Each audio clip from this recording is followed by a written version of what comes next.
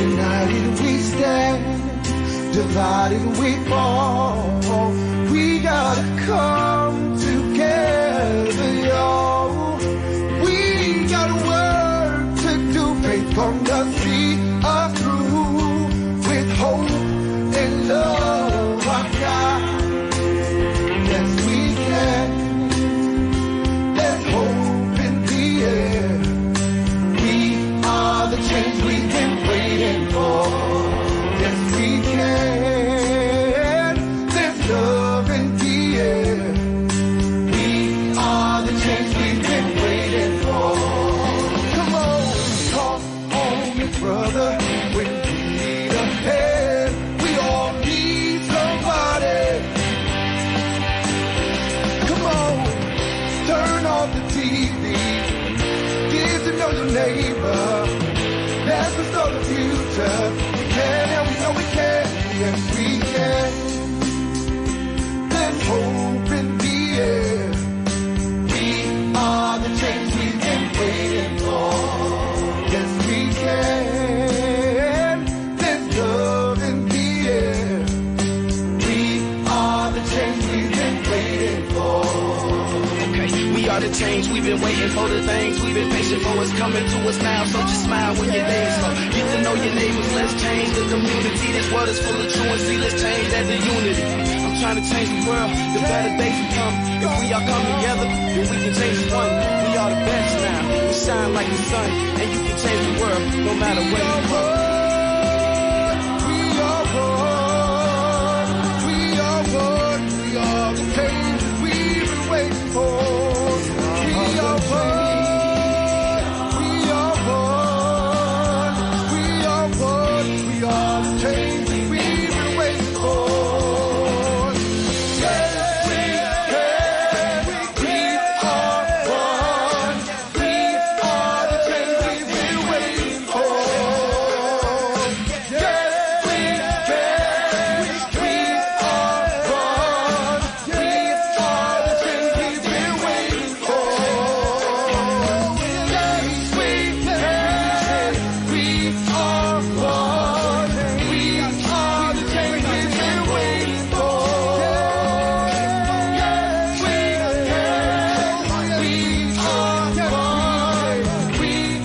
we've been waiting for. Yes, we can, we are one, we are the change we've been waiting for. Yes, we can, we are one, we are the change we've been waiting for. Yes, we can, we are one, we are the change we've been waiting for. Yes, we can, we are one, we are the change we've been waiting for.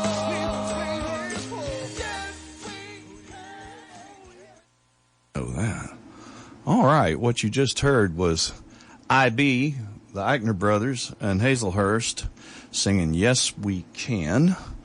And I have on the show this morning Van Ikner. Welcome to the Folk Fiasco again. Hey, thank you so much. It's always great being here at the Folk Fiasco. Yeah, and so we talked to Van back before the primary, and that was a successful effort. And so as a result of that, Van is on the ballot for the general election, Democrat, running for the 118th District State Representative seat. And so since this is my last show for 3 months, because I'm going abroad, and Gary Herstein, who I split this show with, will be covering the show for the whole fall. I thought I would have you in now, as opposed to a little closer to Election Day, because I ain't going to be around a little closer. I have to get my mail ballot like the day I leave. Oh, I'm so glad that you know what to do. Yeah. Did you get the permanent mail-in ballot option? No, I'm not sure I did, because I expect to be here for future elections. Okay, So anyway, no, I didn't do that. But the wife and I, who are both going to be off in Europe this fall, went ahead and signed up to get our mail ballots, and we'll, of course, mail them in before the deadline. But I'm not actually in your district, and so this is true. This is true. Which is, but actually that leads to something we ought to talk about, which is this is a new district in the Senate. I mean, the 118th district as a number has existed for a long time. Yes, but it is a newly formed district. Yeah, newly formed district, and I don't really understand what goes on in the heads of the legislators upstate, but I do know that before the formation of this district, Carbondale was split in two, and as a result of that, it diluted what you might call the progressive vote. Yes, and there wasn't any possibility whatsoever of sending a progressive candidate to Springfield, so we didn't. Come on, well, now it's more competitive. It is carved out in a way that it's more cohesion here, and that we do have the ability to really get a better view of the people represented here in our great 118th district, the 5 most southern counties of southern Illinois. It's true enough, although Murfreesboro is not included in this, Marion is. Yes. And Marion always was in the 118th district, but Metropolis is not there anymore. That's where Windhorst is from, and he's running the 117th. And so with the new district lines, the person who used to serve in the 115th is now running against you in the 118th.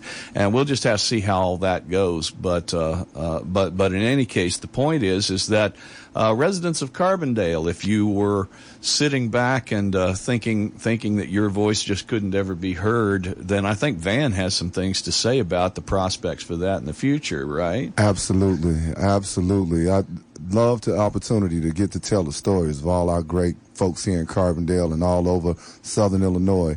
What's really amazing is that the newly formed district also includes Pulaski and Alexander County, and it's new territory for both. It's new territory for everybody, and that is now the 118th. We're all new neighbors. We got to get to know each other. Yeah, it's true enough. And of course, you've been traveling up and down this district. It's sort of a north-south district, kind of a skinny sort in the north-south. It's got a kind of a big head, which is Carbondale and Marion, and then kind of a small tail. Then south, yeah, down in Caro. But you've been traveling up and down. You've been talking to folks. What have you been hearing?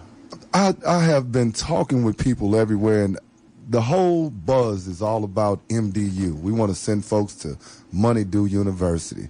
People want jobs in southern Illinois. Yeah. I think that we have an opportunity to really build on our tourism opportunities here, because everybody here knows that this is God's country. It's beautiful in southern Illinois. Sure is. Yeah. I'm telling you. But what's amazing is that the people are even more beautiful. When I go from town to town and city to city, when I stop in Anna, when I stop in Cairo and Mound City and Ullen, I meet good folks. I meet people just like you and me. I don't care about their politics. The most important thing I care about is the people, that we get a chance to really connect on a real level. And that's what's happening everywhere we go. So economic development seems to be the number one thing that's on people's minds, in the sense that they want jobs. They want to see the economy of our region improve. And, of course, you know as well as I do that the region isn't just the 118th district. It's going to require that we work together with the folks in the 117th and the 115th, and that we develop a sort of a regional strategy. You're ready to do that, right? Absolutely. I think what's amazing is that I get to be the new voice in the room. I sort of tell everybody, let's have a kumbaya moment, and everybody lean in. There's some advantages to never having served, being Van of the people. So what you're saying is that since there's no bad history with the politics of the state, you have every expectation you could work with whoever wins the 115th and the 117th. Oh, absolutely. I get to become their advocate when we walk in the room. Insanity is the definition of doing the same thing over and over again and expecting a different result. I think we've seen what it looks like when the other guys are at the table. Having somebody else to be at the table that's new gives us an opportunity to maybe hold out a different olive branch, and we might actually get the resources and get some conversation going that we need in order to help all southern Illinoisans. Well, when Tom Miller interviewed interviewed you on WJPF, he made the metaphor. He said that the Republicans are locked in the trunk, and what he meant by that, and I thought you gave a really good answer to that question, but what he meant by that was that given that there's super majorities of Democrats in both houses, Republicans can't really do anything. And what you said is, well, but if I work with them, maybe they can, right? Yes, indeed. Yeah. What's amazing is that there's a group of wonderful women out in Williamson County that have really been encouraging to me. And they gave me a different analogy about being here in Southern Illinois. It's like having a bowl of tomato soup and just having a couple blueberries in it. And I think that's, even though we hold a super majority in Springfield, we know that the reality of living in Southern Illinois is much different. Yeah, that most of the folks are Republicans, except for within a rather narrow strip that reaches roughly from Carbondale to Cairo. that newly formed 118. Yeah, exactly. And so in a way, this is an opportunity for progressives and independents and even Republicans who might not be happy with how things have been going to take a look and say, well, I was talking to a very prominent Republican who I will not name, but I was talking to him about your candidacy. And he said, one, he intends to vote for you. And the second thing he said is, here's the reason, Randy. He said, right now, we Republicans don't have access to the governor's office. Because the entirety of Southern Illinois is represented by Republicans, both in the Senate with Fowler and Bryant, and the three representatives. And he says there's no way for us to get in the door. So we don't get to have the conversation because state politics can be very ugly. And why should Pritzker open his door to people who spend most of their time attacking him, right? Well, he comes down here, he talks to us, he cares about us, he's made that very clear.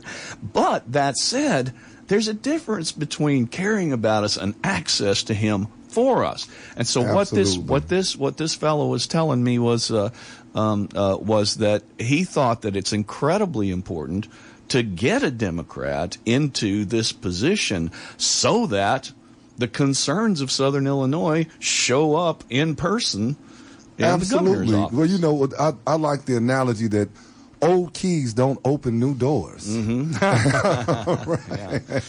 We just wrapped it all up. Old keys don't open new doors. And we need access to the governor. And I'm hoping that we can gain that access by sending me to Springfield. Well, and you do know that the Democratic Party structure in the state of Illinois is quite a thing to try to navigate. Yes. Yeah, and so there may be, demands upon you to play ball. How are you going to feel about that? Well, so far, I think that we have really been marking out our independent streak among the party and amongst all of the people, letting the folks know when we began our write-in campaign that was something that was ill-advised. People didn't think that it was going to be viable, and they were saying that, although you're passionate about wanting this opportunity, we just don't think it's going to work. Well, we showed them what the people can do. And I think that's what is refreshing about what's going on right now. People in Southern Illinois have hope that by doing something different and by going against the grain, that somehow we are accomplishing exactly what we need to. Yeah, I expect you're right. I've been driving the district because I've been putting out signs for you. I've been driving the district, and I am really impressed by the coverage. At least if you just judge it in terms of signs, I am really impressed by the coverage. I mean, I went way south, and I went over to Marion, and I see your lovely countenance on almost every corner. It seems to me, and so you've got a lot of folks out there working for you, trying to see to it that everybody understands that you're a real competitor in this race. That is the most powerful thing for me every day, waking up and understanding that I'm standing on the shoulders and the efforts and the hopes of everybody in our community. And it is amazing every day to have that feeling. It's like being high, having the greatest high in the world, and just saying, look at what we can accomplish together. And every day it's a testimony. It keeps growing and growing. We're building momentum and making real connections. connections. Well, I think everybody can see that you're good at listening and that you're good at interacting with the people. And of course, a lot of them want to know. It's like, well, he's so laid back and he's so nice. How do you know? And this is just this is another version of the same question. Your answer was, I'm independent of that Democrat structure. How do we know that Springfield's not going to just chew you up and spit you out because you're too nice? Well, you know, I'm on the right. I always like to tell folks, don't let the smooth taste fool you. Yeah.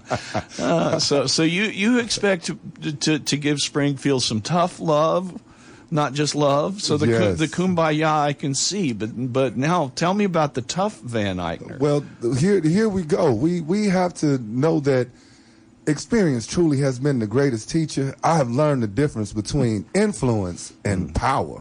See, I've always been very influential, you know, but I have had some situations as a business owner where I was showed exactly what power looks like. Well, you have to fire people. Oh yeah, that's pretty hard. Oh yeah. Well, that's a tough one. But my retention is down to 0. I try and keep everybody around. Folks is normally happy when we're working together. Yeah. And so maybe getting the best out of folks prevents you from having to fire them. I don't know. It's but having power doesn't frighten you. Not at all. Doesn't intimidate you. Not at all. You'll use it wisely, and it won't. I'll hear Uncle Ben. I'll hear Uncle ruin. Ben talking in my ear. To whom much power is given, much is expected. Yeah. Well, that sounds good, because one of the things that I think some people may be thinking is that you just throw softballs to people so they can hit them, and then you both take credit for the hit. And what happens when you put a little spit on the ball and you throw it as hard as you can, sort of inside? Come on, and the inside pitch, inside curveball. Here we go. Oh, got the So you'll stand up for yourself. Oh, absolutely. Yeah, and you'll stand up for us. We have to stand together, and I think that's what gives me that advantage. See, now here comes that softball again. Here it comes. Here it comes. But I can hit that. You can hit that, but my pronouns are right. There you go. All right. Well, I wouldn't. Since you are such a laid back and cool and nice guy, sometimes I think Tom Miller was trying to get a little feistiness out of you if he could, and you just wouldn't hand him any of that. No. I have this special little toolbox that I like to go into. It has a variety of tools in it, but I try to lose kindness, consideration, conversation. Those are on top, but underneath it, there's so when you take the little tray, take the little tray off the top. You're like, oh, wait a minute. There's a hammer and some pliers. Oh, there we go. It's like, oh, what are these for? So anyway, if you just joined us, I'm talking to Van Ikner, who's a candidate for the state representative of the 118th district in our state house, and this is the first time you've run for office. Yes, very first time. Yeah, and so you've been doing it for a little while now. What I want to talk to after we come back from our station break, which I'm about to go to, is I want to talk about how it has changed you already and what you've learned that you didn't expect. So you give that some thought. And in the meantime, I'm going to tell folks who are listening that this is the Folk Fiasco you're listening to on WDBX Carbondale 91.1 FM Community Radio for Southern Illinois. Randy Auxier with you on this hot Wednesday morning. Hopefully, we got out of August. August didn't even happen here. No. And so it's happening now. Revenge of August. Revenge of August strikes back. I was about to say, I was waiting in August. It's like, well, when's it going to be August? And it never came, but now it's here. So anyway, but maybe be over before too much longer. Anyway, I got Van Ikner with me, and he's going to be with me for at least about 15 more minutes after this station break. But Van is a musician in addition to the other things he is, and I'm going to play a tune as we go out to our underwriting spots. And after you hear this tune, I'll play the underwriters, then we'll come back. We'll talk about how this experience has changed Van. So you listen to this.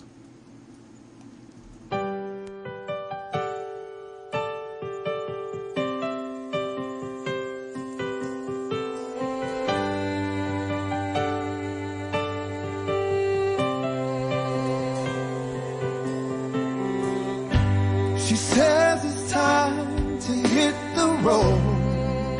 Oh, yeah. Got music deep in her soul. Don't know if she's ever coming back. No, no. Always dreams where the music's at. She knows the roads, her home, trapped by the cold of the song. Only thing makes her feel free is thinking about her destiny. Yeah. Standing on the stage in bright, bright lights, singing for the crowd with all her might. Miranda's got a song to sing. Miranda's got a dream to dream. Win or lose, she makes the rules. When things are hard, she sings the blues. We can all learn a thing or two from Miranda's tune. Ooh, yeah. From Miranda's tune.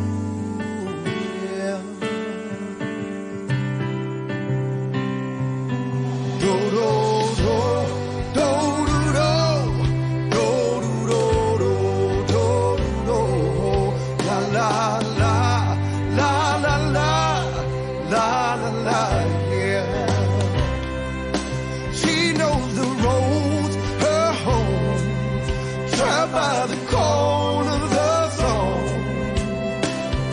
Only thing makes her feel free is thinking about her destiny. Yeah. Standing on the stage in bright, bright lights, singing for the crowd with all her might. Miranda's got a song to sing. Miranda's got a dream to dream. Win or lose, she makes the rules. When things are hard, she sings the blues. We can all learn a thing or two. We can all learn a thing or two. We can all learn a thing or two. We can all learn a thing or two from Miranda's tune. Yeah. From Miranda's tune.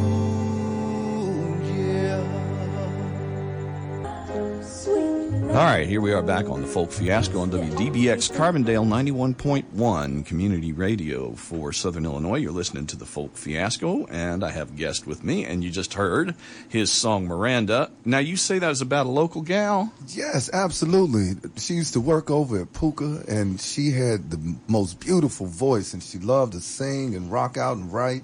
And she was actually thinking about getting on the road and going to tour the band, just because she loved music so much and she wanted to feel what it was like to take a chance. Mm-hmm. And it's all about Miranda. Oh, my goodness. Well, so, I mean, you wrote that song, you recorded that song with your brother and the band Hazelhurst, and you did the same thing. Now, I want to make clear that Van was recruited to run for office. So he's running for the 118th District State Representative here in Illinois. And I know he was recruited because I was contacted by those who wanted to recruit him. What do you think of Van Ikner? And I said, he'd be perfect. It's like that. What a masterstroke. I mean, that's literally what I said to the folks I was talking to. I said that is about the best idea I've heard in a long time. And you had to be convinced to do it. Yes. And I had to stop disqualifying myself for the opportunity. I had to rethink myself. I had to reimagine me. I didn't have to reimagine you at all. I thought, oh man, that guy's got the gift of gab. He knows how to talk to people. He's not afraid of strangers. I mean, it's like, no, it's perfect. Oh. And since you were my student at one point in the past, I also know how smart you are. Yes, yes. So, that's why I had to call you for your wisdom. Well, see, now, smart person, ask asks people around them. And I know you've been doing that with a lot of folks. You've been asking the folks who have the experience at this, and let's just say that you're a quick study when it comes to this running for office thing. But you can't say that it hasn't held a bunch of surprises for you. It has. It has been one surprise after the next. And it's amazing how much navigating the party, navigating the Democratic Party that has to be done. And just knowing who to contact, what is protocol, who would... and they all have deep history with one another, and not everybody knows everybody, but everybody knows about everybody. Yes, yes. So I'm learning to really just shut my mouth and open my ears and listen to a lot of conversation. It's certainly, I have to say from my own experience doing what you're doing, it changed me in the sense that there was a good side and a bad side, and I want to ask you about each one of those. The good side was I, for the first time, really began to understand where I live. Yes. And who all the people are. Yes, that is really the amazing part about it, is when I go to different places and I see new things that I've never seen before. I can't believe that I've been just circling Carbondale and thinking that, Carbondale is all that's great about Southern Illinois. But when I go to the different towns and I go to each different county, I'm learning about Starview Vineyards. I'm learning about the airport that we just got developed out here in Murfreesboro. There are beautiful things about Southern Illinois that none of us really have even gained access to because we don't know about it. So we got to put people in the know. It is really true. What I discovered is that whether you're talking about the district for the state house or whether you're talking about the congressional district, there's so much to know about this place. And you hear politicians all say, I love getting out and talk to the people. I just, and it sounds like a cliche, but the fact of the matter is that a political campaign will teach you about your home. Yes. That is the most amazing thing about it. Yeah. And the great thing is being able to connect the dots and being able to see, wow, I see me in everybody that I meet. I see me in everybody I meet. You get a picture of the whole, and you begin to see what your part in it was. Yes. Yeah, so, in my case, I'm a teacher at the university, and this is my identity. I spend most of my time thinking about that.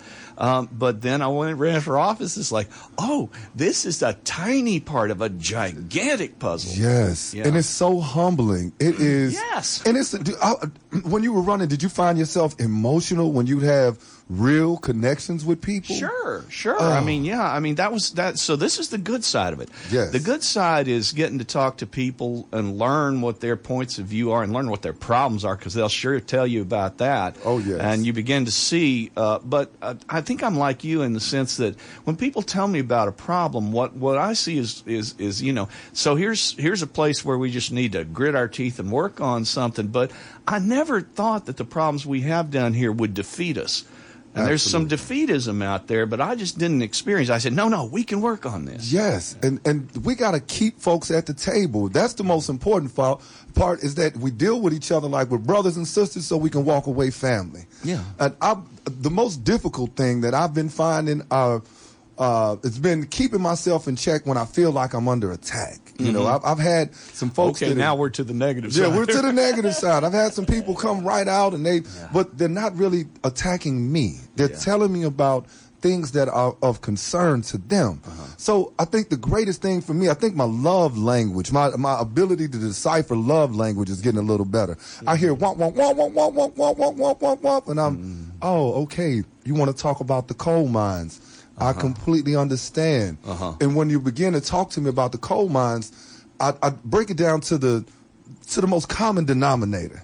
It's a means of being able to provide for your family. That's right. Is what I hear. That's what it's about, yeah. Is what I hear. Yeah. So I always tell folks all the time. Coal mines as such, it's the good job. It's the good job that you're advocating for. Yeah. And I'm understanding that everybody that approaches me, they're not approaching me because they are my opponent or they're my adversary. They're approaching me because they want me to hear them. So I'm getting better at hearing. I'm getting when I first started out, my hearing had to change. I felt like I was under attack, and I just had to say to myself, everybody gets to be the hero of their own story. Oh yeah.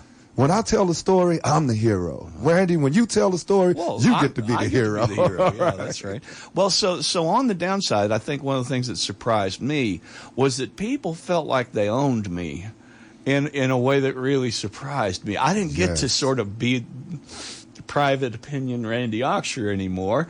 It was like all of a sudden when I said something, even if it's just in conversation with somebody, it's like they didn't really see me. Yes. They saw the not just the politics, but the responsibility, the power, all of the things that go with it. And all of a sudden, people you've known for 20 years are looking at you differently, and you're having a different conversation. And in a way, they're talking past me because they're talking past what they know about me personally into what they think I might do and represent. Yes. And you found that too, I'm sure. I found that. I just had this jaw-dropping moment when you said it. It was like, aha. That's it. That's it. They think they own you. Yes. And in a way, they do. They do. We have become the people's spokesperson. That's right. And they want to test that because it's one thing when you're their friend. It's another thing when they think that you might be entitled to speak for them. Yes. And so they come at you in a different way. I've got a lot of friends down here because I've never been in politics that are Republicans and that are Democrats, that are Greens and Independents. And a lot of my Republican friends, they come to me and they say, "Van, I want to tell you, this is what I want you to do when you go. Are you going to protect my guns? And are you going to so?" And I'm sitting there and I'm listening and I say, "Hey, well, Chris, I love you, brother, and you know me." All right. Yeah. At some point, I did find myself having to say to people who know me, yes, it's like, remember who you're talking to. We've had 100 conversations, and you know what I think. Yes. and so you can't be asking me to not be true to myself. But at the same time, I hear that you now have a stake that you didn't have when I wasn't running for this office. And so you got to hear them. And so of course you can't please everybody all the time, but you can tell everybody's story. Yeah, I think that's right. Well, that's one of the things that when politicians start kicking into stories, if the story is sort of an abstract one, I met Joe at the gas station and he told me this, and I won't name names, but I'm actually summarizing somebody I ran against once, and I felt like he had turned Joe into a stump point, a point in a stump speech, instead of really giving me Joe. Right. And so how you tell the story can make a real difference. Yes, it is the fine details that really make people lean in. When you're able to talk about the 70-year-old man that's retired and that is concerned about the educational curriculum that his granddaughter is going to be listening to. And when you're able to talk about the details of someone waiting until November until Ameren can't turn off their lights, or I couldn't afford to get the sticker on the back of my car, you really start digging in and really connecting with people in a sense that they say, "Oh, I know what that's like. I can identify with that." Yeah, usually when somebody tells me a story like that, I try to find the part of it where I've had something, either the same experience or something very close to it. And instead of saying, "Yeah, I've been there," what I usually try to do is to say something that would follow from "Yeah, I've been there." Yes. Which is, I couldn't afford the sticker. Did you get a ticket? And if so, diving a little deeper. And so that's what you do. Is that's you because heaven knows I have neglected that sticker. Come on now. All right. And sometimes, in a sense, we've all been there. But what you got to do is you got to show people that you're listening, right? Yes. That seems to me to be a peculiar talent of yours, though. I don't have to get to. I think that most people don't understand that is my martial art. Is that that's my martial art. I don't have to. I get to. I love to do the deep dive because I truly believe that only what we do in life is going to last. Yeah. And today may be the very last day that I have on this beautiful planet Earth. and taking up space ain't overrated. So I gotta let my light shine while I'm here. Yeah, I think so. Well, I think that's what you've been doing, and I have to say, you know, from the standpoint of somebody who's done it himself, I'm very impressed with the campaign you're running. I think you're doing everything right. At least just my opinion, because one of the things that I think it takes in order to get people's trust is that they have to feel like they know where you're coming from, and at the same time, they have to feel like you know where they're coming from. Yes. The big thing I think a lot of people are afraid of sometimes is connecting with people's hurt. But our hurt is connected to our healing. So when people are out there and they're advocating and talking with you, they're telling you about things that hurt them, that they feel, because our flesh is so weak, and because we're always under the subjection of so much anxiety from the outside world. I think all of us are suffering from a little PTSD. Yeah. Oh, that's a nice way to put it. You could call it political PTSD. Come on. There you go. They've been coming at us for a while now, and it's the negativity can really traumatize you. Yes, it can. And it's about time that we change the narrative and accentuate the positive. All right. Yeah, that sounds good. Well, for those of you who just tuned in, I'm afraid we've come to the end of our time with Van Ikner, who is a candidate for the 118th District State House of Representatives, and that district runs Carbondale and Marion all the way down to Cairo, and involves a lot of you folks who are listening on the community station. Now, you're going down the street to do something. Where are you going now? Oh, yes. We're going to a ribbon cutting ceremony we got with the AJC, and it's going to be really great. I think it's important that we all get out here and show that we're community allies. I love showing up in rooms because sometimes I'm the only one that looks like me that walks in the room. Yeah, I'm sure. So I'm telling everybody, no, I'm your black ally, and if I open up the door, it's going to be a bunch of other folks that run in behind me. Yep. Right. But it's about us showing up and showing out. Our presence is the present. It's the real gift. Yep, I think so. So thanks for being with us today, Van. I'm going to play another tune from your recordings here, the soul recordings of the Ikner brothers in Hazelhurst. So good luck on the rest of your campaign, and boy, I sure wish I lived in your district. Me too. All right, so y'all listen to this.